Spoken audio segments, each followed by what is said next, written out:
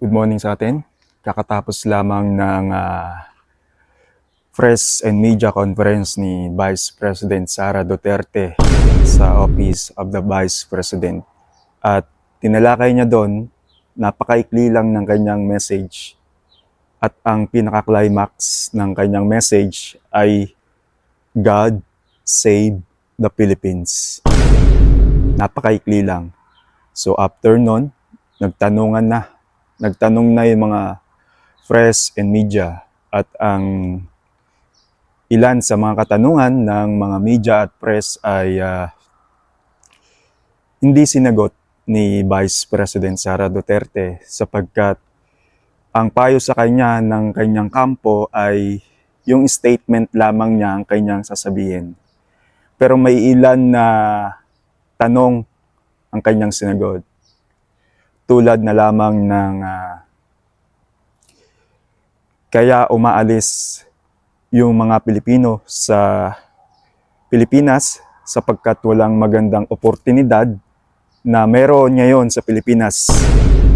Dahil sabi ni Vice President Sara Duterte, tayo ay nahuhuli na, tayo ay wala na kung ikukumpara sa mga malalaking bansa. Ang Pilipinas ay nasa pinakabababa na. At ang mga payo niya, kung kayo ay magrarally, wag na kayo magrally, yung mga supporter ni Vice President Sara Duterte. Sa halip, sabi niya, ipagpatuloy niyo lang yung pagtatrabaho niyo dahil may pamilyang umaasa sa inyo.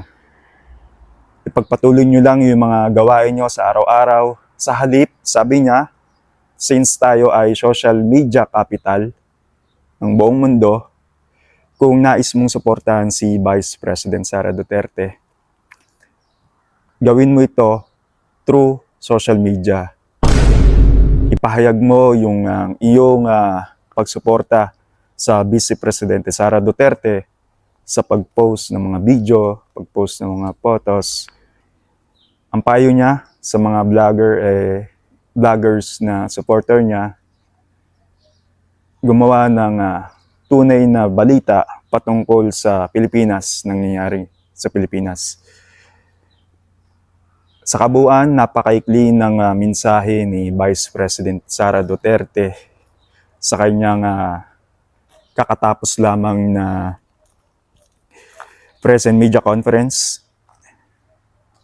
Malinaw ang sabi niya, God save the Philippines. Hindi na niya pinatulan yung mga katanungan ng mga press and media na alam niyang mapapahamak siya. At yun din ang payo sa kanya ng kanyang mga abogado at kampo. At one thing din na tinanong siya ng press and media kung tutulong ba ang kanyang tatay, si former President Rodrigo Roa Duterte, sa kanyang defense team. Ang sabi niya, pwede. Kasi si former President Rodrigo Duterte ay isang abogado. Pero ang payo niya, wag na. Kasi ang kanyang tatay, si former President Roa Duterte, ay mahina na at may edad na. Ito ay 80 na, 80 years old. Kaya ang payo ni Vice President Sara Duterte, wag nang maging defense team si former President Rodrigo Duterte sapagkat ito ay mahina na. Ayun, mga kababayan, kung nais nyong suportahan si Vice President Sara Duterte, wag na daw kayo mag-rally, wag na kayong makigulo sa kalsada, mag-voice out sa kalsada, magdala ng banner o anuman. Sa halip, i-post nyo sa social media. Post kayo ng video, photos, na sinusuportahan nyo si Vice President Sara Duterte. So, yun lang ang ating kaganapan, no, sa Pilipinas. At dito sa Saudi naman, umaga. Malamig yung panahon ngayon. Ang oras ngayon dito ay alas 6 pasado.